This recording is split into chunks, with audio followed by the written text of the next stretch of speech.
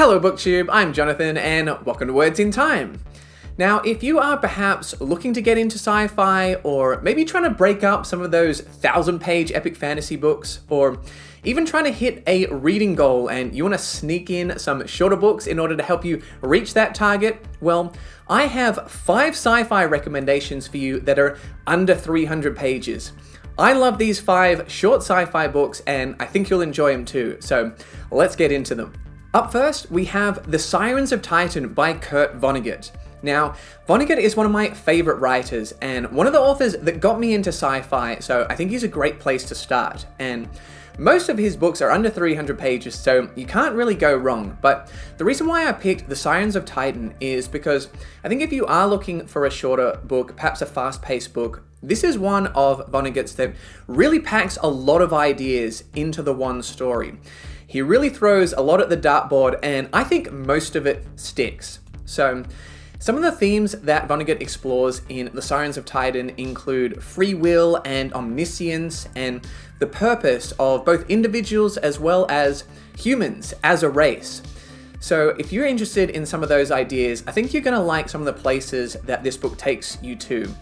We have some interesting characters like the richest man in the world, a man that appears, disappears, reappears in different places in the universe, as well as a robot that was designed by aliens. Now, The Sirens of Titan, I would say, I'm not sure I would necessarily describe it as positive, but it's perhaps one of Vonnegut's less dark books, or it's definitely darkly funny at least, and I think there's a few different ways to interpret it, and I took a lot from this book personally. It's very funny, and if you didn't see my top 10 Kurt Vonnegut quotes video, one of the quotes from The Sirens of Titan might appear pretty high on that list, so I absolutely adore this book. I hope you do too. Go check it out. Up next, we have Childhood's End by Arthur C. Clarke. Now, I talk about Clarke quite a bit on the channel. I absolutely love his books, and Childhood's End is my favorite that I've read from him so far. Now, in the book, we have aliens appear in spaceships that just kind of hover over a number of major cities, and the people are left to wonder, who are these aliens? What do they look like? Where did they come from? And most importantly, why?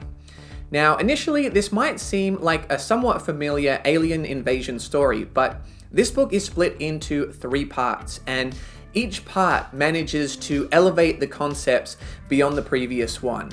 It makes you think about questions that are existential to humans, to our place within the universe, and also how we connect through the generations. The concepts of generational memory or premonitions I found to be so original and so interesting. I found it entertaining, but also really connected to this book on a personal level. I think about it pretty much all the time, so if you're interested in big idea sci-fi, this book doesn't focus too much on the characters, although there's a couple of interesting ones.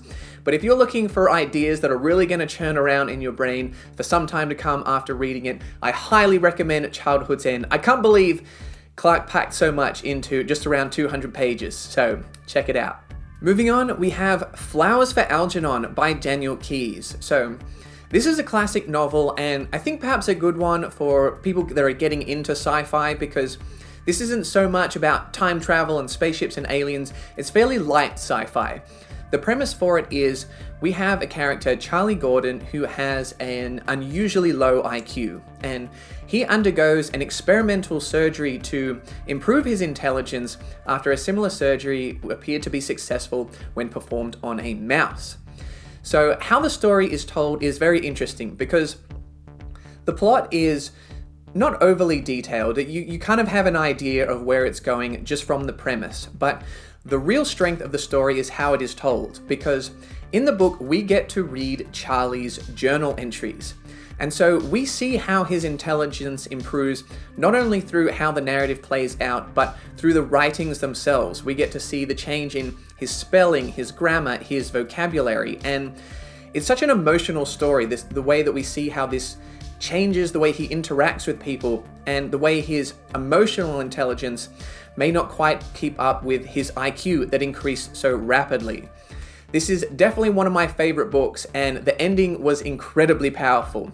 When I think of my favorite final lines of a novel, The two that come to mind are Cloud Atlas and Flowers for Algernon. So if you aren't tearing up at the end of this book, you might be a robot. Go read it, come back to me, and pretend that you didn't cry. Check it out, Flowers for Algernon. For our fourth recommendation, we have Foundation by Isaac Asimov. Another classic sci-fi writer, and I think this is a great place to start because the original Foundation trilogy was actually written as 8 short stories, and 4 of those were used for the first book, along with an introduction that was additionally written by Asimov for the first novel.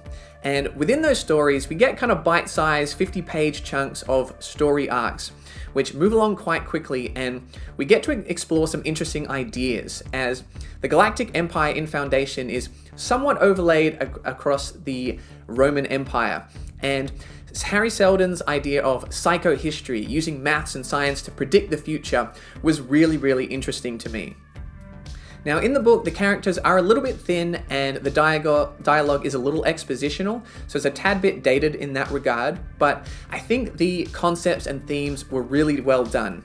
Whether it was the politics, the power dynamics, the economics, the trade routes, and using things like religion to advance certain people's goals, I found this to be a really engaging read. And the first one is my favorite, but check out this one, it's pretty short, and then you can decide whether to read the sequels. The sequels do actually have my favorite character in the series, so I'd be interested to hear your thoughts on them. As well as the TV show, I watched the first few episodes, kind of lost interest, but let me know whether I should continue. Either way, Foundation, the first book, it's a quick short read, it's a classic, check it out. And finally, we have Ubik by Philip K. Dick. Now, in some ways, I think the less you know about Ubik, the better. So I'm going to try to give you a little bit of a tease and just tell you that I was reading this book, and for the first 100 pages, I thought, okay, I'm somewhat interested, and then there's a bit of a shift, and I couldn't put the book down. I smashed out the second half in one sitting. I was absolutely floored. The book kind of explores the shifting nature of reality. Things happen where characters start to question what is real, what is not real, and why, and there's a real mystery there, and it absolutely drew me in, and by the end, I was questioning everything. Philip K. Dick is a very weird writer, strange writer. This book's a little bit trippy, but I totally bought into it. I thought it's an excellent story idea that landed emotionally as well, and the characters are kind of interesting. They're a bit stiff. The way they react to things is kind of odd. But I do think they serve a purpose, and I think they can be quite funny at times as well. But really, it's the ideas that shine in this book, and I think about this book all the time. And this book really won me over on Philip K. Dick because I read The Man in the High Castle, and I loved the premise, but I didn't love the book overall. But now I definitely have to read more Philip K. Dick. I love To Scanner Darkly, the film, so I'll definitely be reading the book. And Blade Runner 2049, based on Do Androids Dream of Electric Sheep.